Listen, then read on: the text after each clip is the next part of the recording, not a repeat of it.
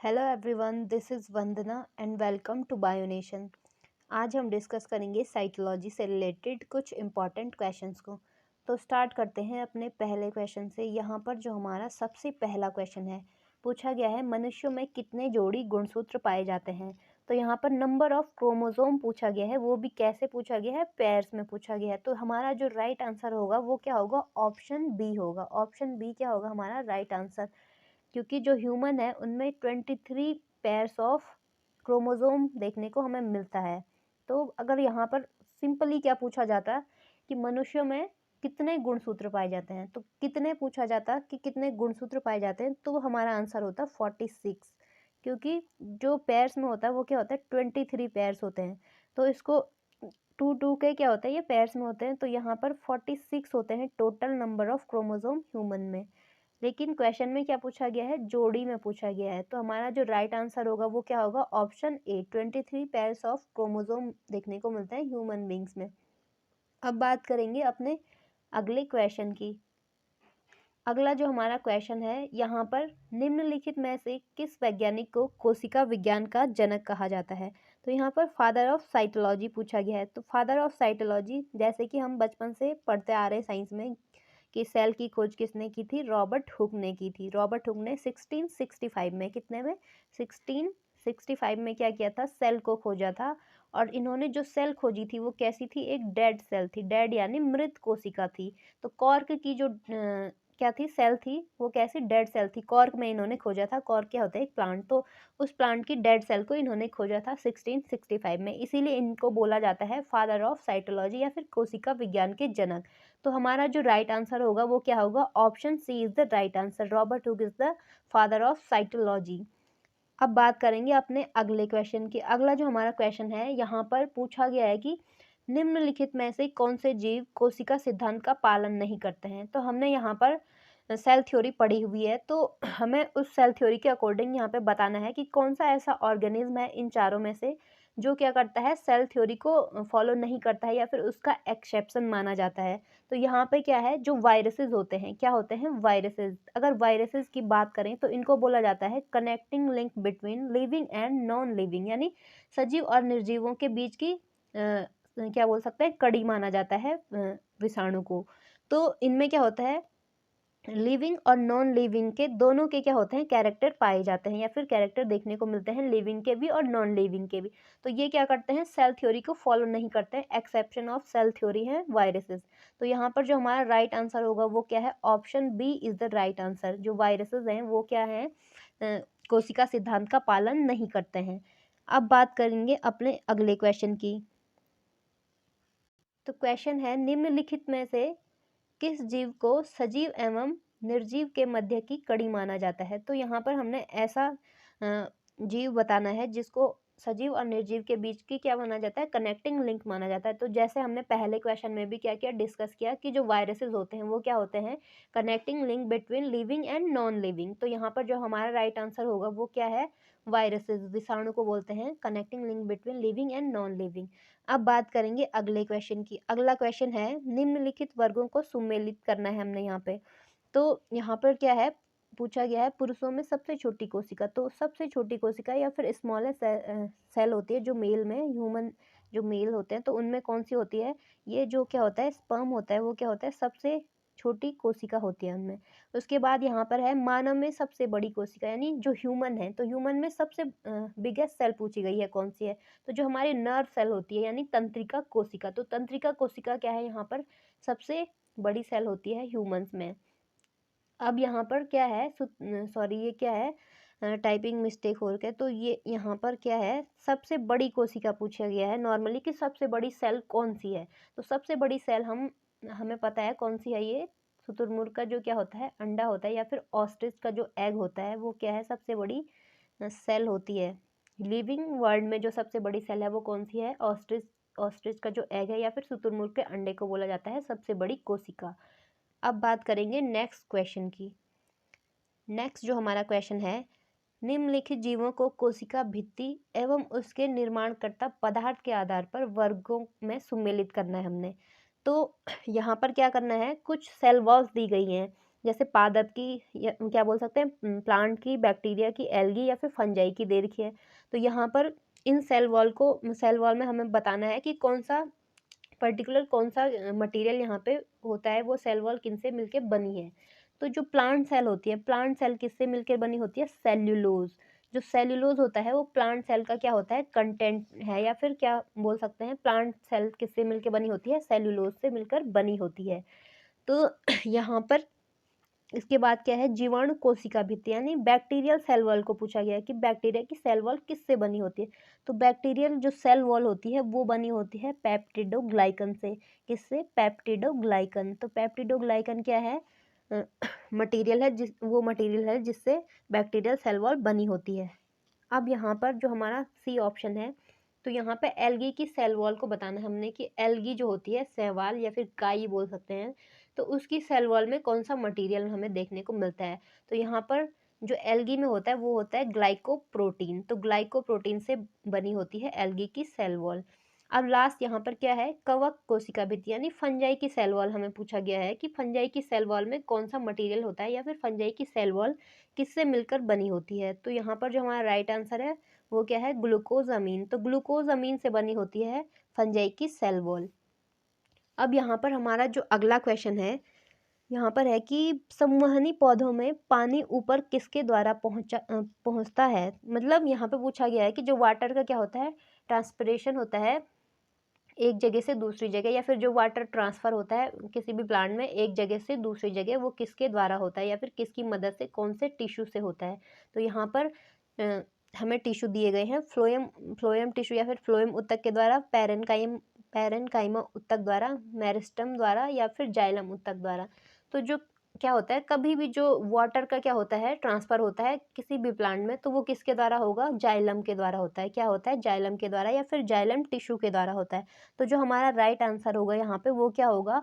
Option D, xylem ऊतक या फिर जाइलम टिश्यू के द्वारा क्या होता है? संवहनी पौधों में पानी का जो क्या होता है, ट्रांसफ़र होता है, वो क्या है? ऑप्शन डी है राइट आंसर। अब यहाँ पर बात करेंगे अगले क्वेश्चन की।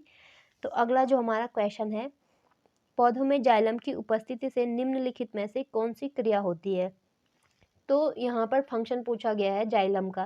तो जैसे पहले क्वेश्चन में भी हमने क्या किया, डिस्कस किया कि जाइलम का जो वर्क होता है वो क्या होता है? वाटर का ट्रांसफ़र करना। प्लांट में, किसी भी प्लांट में जो जाइलम होगा वो क्या करेगा? वाटर ट्रांसफ़र का काम करता है एक जगह से दूसरी जगह। तो हमारा जो राइट आंसर है वो क्या है? ऑप्शन ए, यानी जल का वहन करता है जाइलम। अब याद करने के लिए हम ऐसे भी याद कर सकते हैं कि जौ से क्या होता है? जाइलम। हिंदी में जौ से जाइलम, और जौ से जल होता है, तो ये क्या करेगा? जल का वहन करेगा जाइलम। नेक्स्ट जो हमारा क्वेश्चन है, पौधों में फ्लोएम मुख्यतः उत्तरदायी है। तो यहाँ पर फ्लोएम का फंक्शन पूछा गया हमसे, फ्लोएम क्या फंक्शन करता है ये पूछा गया है।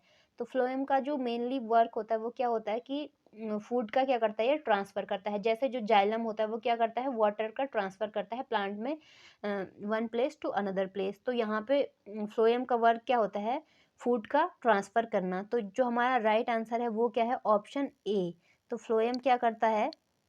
आहार का वहन या फिर फूड का ट्रांसफ़र। तो जो हमारा राइट आंसर है ऑप्शन ए। अब यहाँ पर जो अगला क्वेश्चन है, पौधों व पेड़ का खाना तैयार करने की प्रक्रिया कहलाती है। तो बचपन से ही हम क्या साइंस में पढ़ते आ रहे हैं कि जो प्लांट्स होते हैं या फिर पौधे होते हैं वो कैसे अपना भोजन तैयार करते हैं।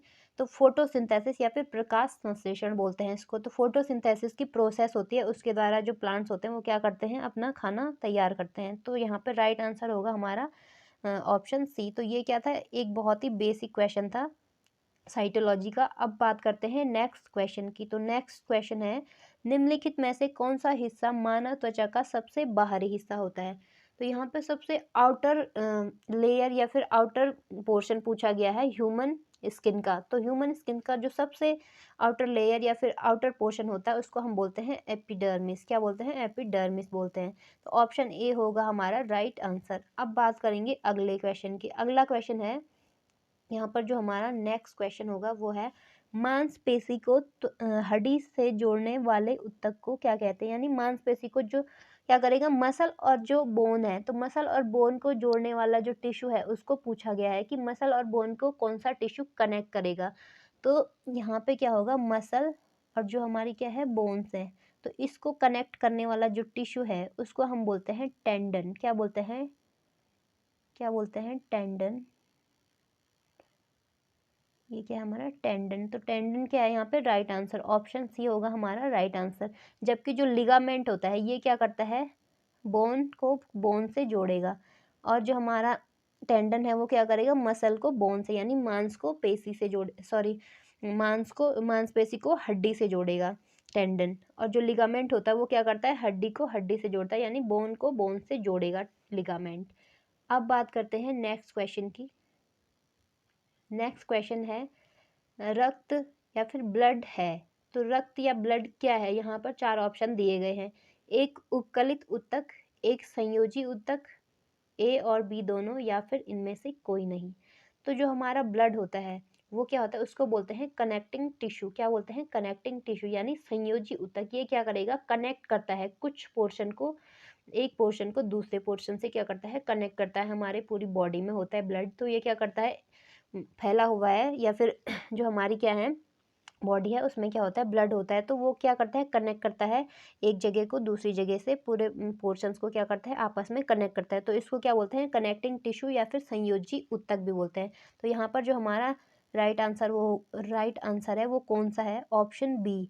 ऑप्शन बी होगा हमारा राइट आंसर। ब्लड है एक संयोजी ऊतक या फिर एक कनेक्टिंग टिश्यू बोल सकते हैं इसको। अब यहाँ पर नेक्स्ट क्वेश्चन है, मानव रक्त के पीएच का अनुमानित मान क्या है, यानी मानव का जो ब्लड होता है, ह्यूमन ब्लड होता है, उसका पीएच हमसे पूछा गया है यहाँ पे। तो जो ह्यूमन का ब्लड होता है वो क्या होता है, स्लाइटली क्या होता है, बेसिक इन नेचर होता है, यानी क्षारीय बोल सकते हैं। क्या होता है, क्षारीय होता है, नेचर इसका कैसा होता है, बेस के जैसा होता है। तो यहाँ पर जो ब्लड का पीएच होता है वो क्या होता है, 7.4 होता है ब्लड का पीएच। तो 7 पॉइंट जो पीएच स्केल है, तो पीएच स्केल में ह्यूमन ब्लड का जो पीएच आता है वो कितना आता है, 7.4। तो यहाँ पे 7.4 जो है वो क्या है, यहाँ पे बेस में आ जाता है या फिर क्षारीय है। तो थोड़ा सा क्या होता है, एल्कलाइन या फिर क्षारीय होता है मानव का जो क्या होता है, ब्लड होता है। अब बात करेंगे अगले क्वेश्चन की। अगला क्वेश्चन हमें पूछा गया है, एक वयस्क पुरुष के लिए सामान्य हीमोग्लोबिन यानी HB की मात्रा प्रति 100 ml रक्त कितना है, यानी यहाँ पर 100 ml में हीमोग्लोबिन की अमाउंट को पूछा गया है। किसमें, एक अडल्ट जो मेल होता है उसमें पर 100 ml हीमोग्लोबिन कितना मिलता है, हमें देखने को कितना हीमोग्लोबिन मिलेगा पर 100 ml ब्लड में। तो यहाँ पे जो राइट आंसर होगा वो क्या है हमारा, 14.5 ग्राम। तो 14.5 ग्राम मिलता है हमें, क्या होगा यहाँ पे, पर 100 ml ऑफ ब्लड में क्या मिलेगा, यहाँ पर क्या बात की हमने कि जो पर 100 ml क्या होगा, ब्लड होगा, इसमें हमें कितना 14,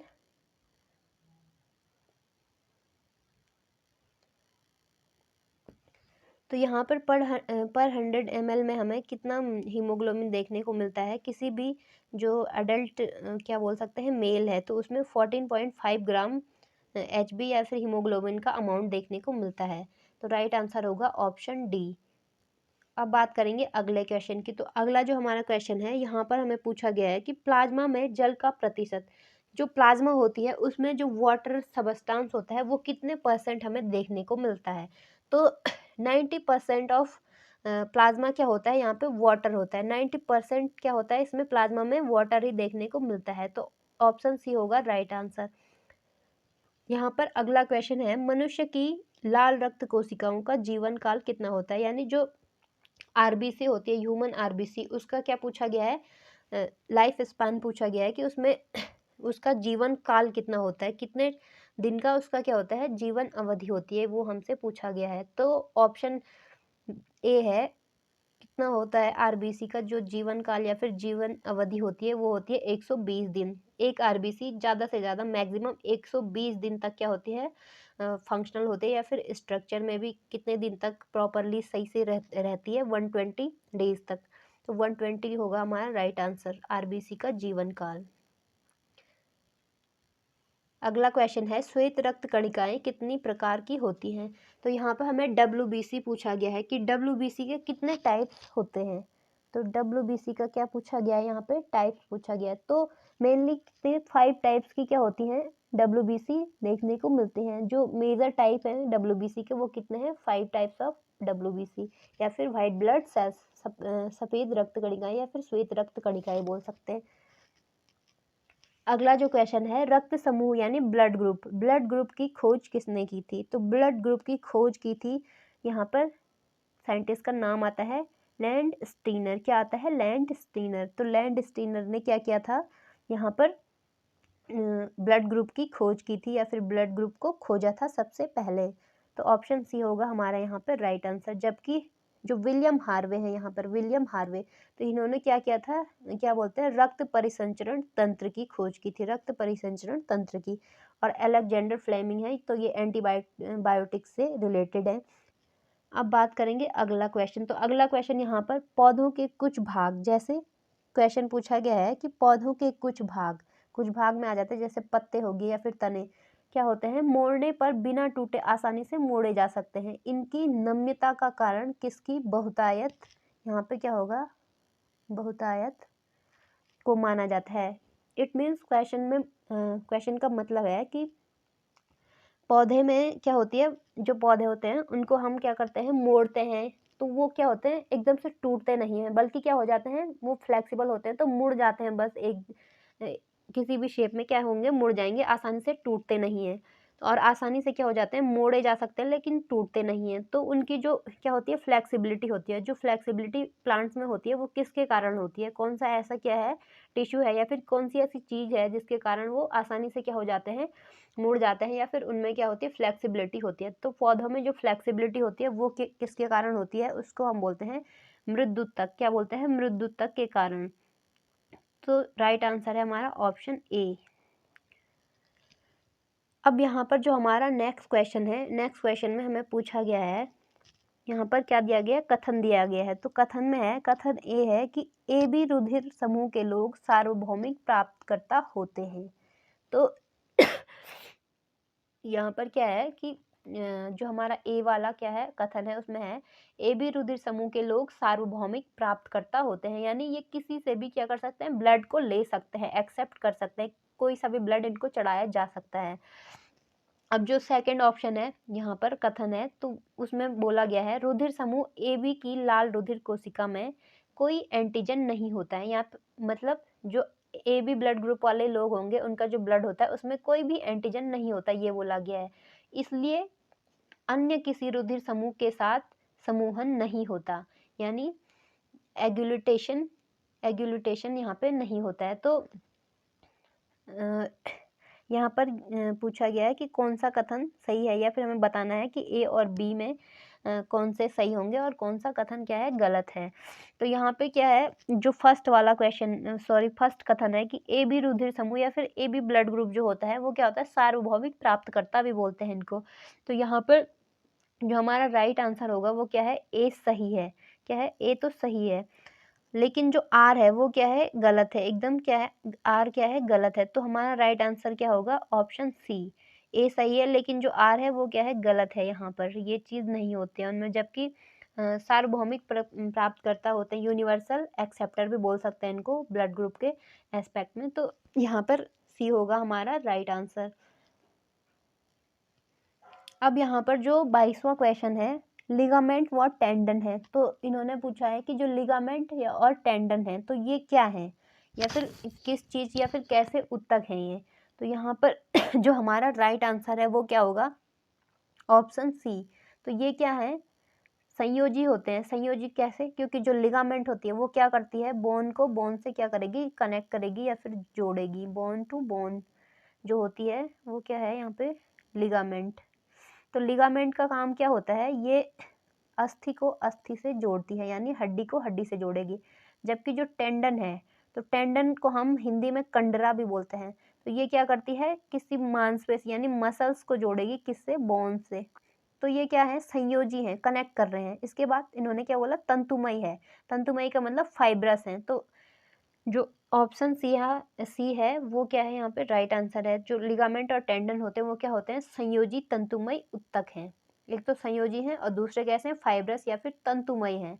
तो ऑप्शन सी होगा हमारा राइट आंसर। अब यहाँ पर अगला जो क्वेश्चन है, ऊंट का कुबड़ किस ऊतक से बना होता है। तो इन्होंने पूछा है जो ऊंट में कुबड़ होता है उसमें कौन सा टिश्यू होता है। तो यहाँ पर जो ऊंट होता है उसमें होती है फैटी टिश्यू या फिर क्या बोल सकते हैं, वसामय ऊतक होता है। कैसा टिश्यू होता है, फैटी टिश्यू या फिर क्या होता है, वसामय ऊतक यहाँ पे होता है ऊंट के कुबड़ में। अब बात करेंगे अगले क्वेश्चन की। अगला क्वेश्चन यहाँ पे त्वचा के बाहरी स्तर पर बनने वाले ऊतक का नाम है। यानी जो सबसे क्या होती है, आउटर लेयर होती है स्किन की, तो वहाँ पर कौन सा टिश्यू होता है, कौन सा टिश्यू मौजूद होता है। तो जो राइट आंसर है हमारा वो क्या होगा, उसको हम बोलते हैं शल्की ऊतक। क्या बोलते हैं, शल्की ऊतक। तो राइट आंसर होगा हमारा ऑप्शन ए, शल्की ऊतक। त्वचा के सबसे बाहरी स्तर पर बनने वाला जो ऊतक है उसका नाम है शल्की ऊतक। 25 जो सबसे लास्ट क्वेश्चन है हमारा, यहाँ पर पूछा गया है लाल रक्त कणिकाओं का कब्रिस्तान कहा जाता है। तो यहाँ पे क्वेश्चन में जो पूछा गया है वो पूछा गया है कि जो आरबीसी होती हैं उसकी जो डेथ होती है, आरबीसी की डेथ भी बोल सकते हैं। तो आरबीसी की डेथ कहाँ पर होती है ये हमसे यहाँ पर पूछा गया है। आरबीसी की डेथ, डेथ ऑफ आरबीसी पूछा गया है। तो आरबीसी की डेथ या फिर आरबीसी या फिर लाल रक्त कणिकाओं को जो कब्रिस्तान है वो बोला जाता है प्लीहा को। प्लीहा को हम इंग्लिश में क्या बोलते हैं, स्प्लीन भी बोलते हैं, स्प्लीन। तो यहाँ पे कंफ्यूजन इस बात में होता है कि कई जगह पूछा जाता है कि आरबीसी का निर्माण, तो हम बोलते हैं अस्थि मज्जा। तो प्लीहा और अस्थि मज्जा में क्या हो जाता है, हमें कंफ्यूजन होता है। कई बार एग्जाम्स में हम कंफ्यूज कर जाते हैं।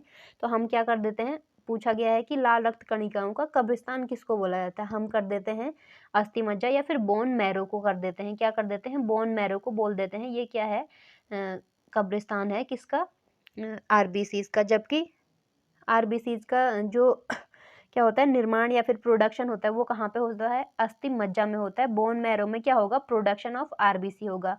और जो प्लीहा है या फिर स्प्लीन है यहाँ पे क्या होगी, डेथ होगी किसकी, आरबीसी की डेथ होती है स्प्लीन या फिर प्लीहा में। इसीलिए इसको क्या बोलते हैं, कब्रिस्तान बोलते हैं। किसका, आरबीसी का कब्रिस्तान, प्लीहा को या फिर स्प्लीन को। जबकि बोन मैरो में क्या होगा, यहाँ पर आरबीसी का प्रोडक्शन होता है। क्या होता है, प्रोडक्शन ऑफ आरबीसी। तो ये क्या है, ध्यान देने वाली बातें हैं इस क्वेश्चन में। अब यहाँ पर हमने जो क्या किया, साइटोलॉजी से रिलेटेड 25 क्वेश्चंस को हमने यहाँ पर डिस्कस किया। तो अगर आपको वीडियो पसंद आई हो तो वीडियो को लाइक करें, शेयर करें और हमारे चैनल को सब्सक्राइब करना बिल्कुल ना भूलें। धन्यवाद।